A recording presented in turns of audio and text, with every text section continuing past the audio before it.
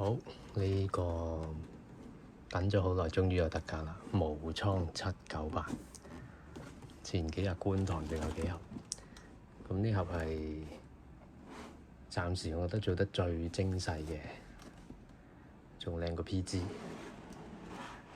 佢嘅特別嘅骨架話有幾種金色，有咩呢？銅金色啊，香檳金啊，黃金、白金、metallic 咁嘅金屬，咁嘅骨架就可以喐得好靈活，其實都唔使多講，大家都應該好多都買咗啦。咁啊，見佢終於跌破咗800蚊，就買返盒啦。好，都開嚟睇睇，都唔知幾時先得閒砌啦呢啲。咁個盾咧就非常之靚嘅，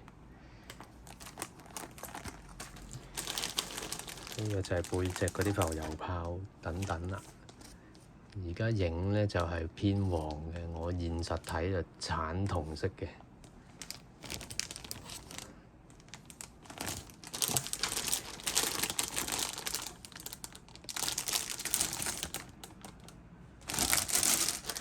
呢隻就勁，真係銅啦，都係現實會更加啡色少少嘅。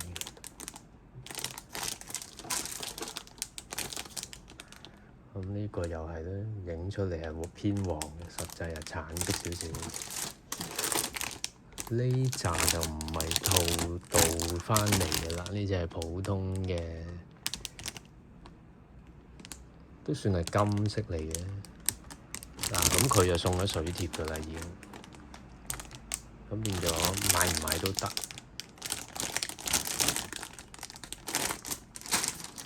咁啊，咁靚嘅模型啊，梗係要黐水貼啦。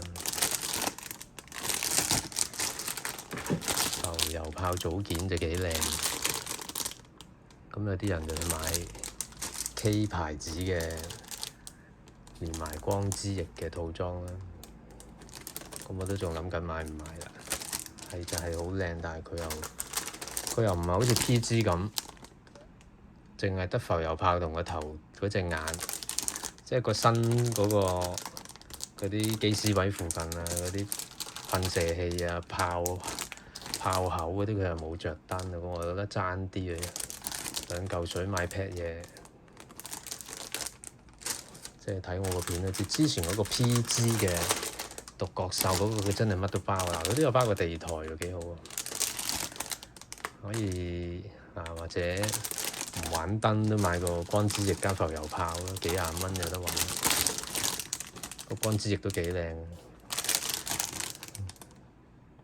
咁如果大家聽到又見到有啲牌子嘅燈，有啲 K 牌，佢係除咗個浮油炮有燈之外，連埋嗰啲其他炮口啊、背包啊、嗰啲噴嘴都有燈咧，咁啊真係好啦，話聲我聽啦。好啦，睇下個說明書啦。仲有呢個幾特別嘅紙嘅浪模型架啊，都係第一次見啦。不過都真係冇乜用，同埋都唔知你捨唔捨得用啦。好啦，咁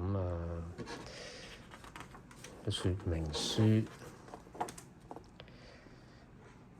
其實個骨架整到咁靚都唔係太有用嘅，你會唔會真係砌個咁嘅骨架擺幾個 pose 去影兩張相冇乜意思？不過咧就都見到有呢個金屬骨架賣啊，即係網上嗰啲。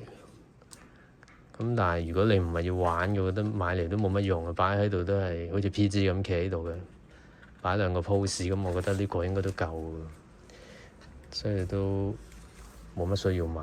咁佢好型嘅係嘛？睇到可以兩把槍咁樣，槍頭槍尾插住，好過癮。佢另外有啲金屬片啦，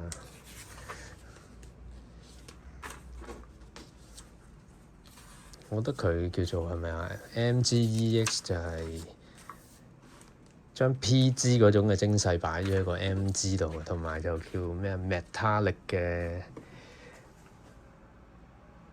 coating 啊，係咪佢叫做咩？Extreme Metal Combination， 即係佢都好着重金屬顏色嘅元素啊。咁啊，雖然佢一嚿金屬配件都冇，應該係嗰啲炮嘴啊，整翻啲金屬啦，唔使次次買副廠啦，俾啲誠意啊。咁但係 K 牌嗰啲呢啲咁嘅浮油炮咧，乾支翼等等，要接嗰套燈咧，佢就要連埋，就要裝佢嗰套嘅背包，唔係背包嘅，裝佢嗰套浮油炮。咁啊啲聽講嗰啲做工嗰啲膠比較渣嘅，咁啊所以我都15、16啊，買唔買2嚿水都唔平嘅。不過我覺得最低消費都買個乾支翼浮油炮嗰個60零蚊人仔，咁都幾過癮嘅。其實有時呢啲我覺得掃組都好靚，不過見大家好鍾意就係噴咗骨架，我都唔係好明有乜咁靚啦。即係大家玩法唔同啦，我就係掃組派懶人系列。咁呢隻都係我覺得咁多隻高達嚟講，可以話最精細嘅一隻啦。好啦，講翻嗰個 Metallic 嘅，嗰啲貼紙叫做咩啊？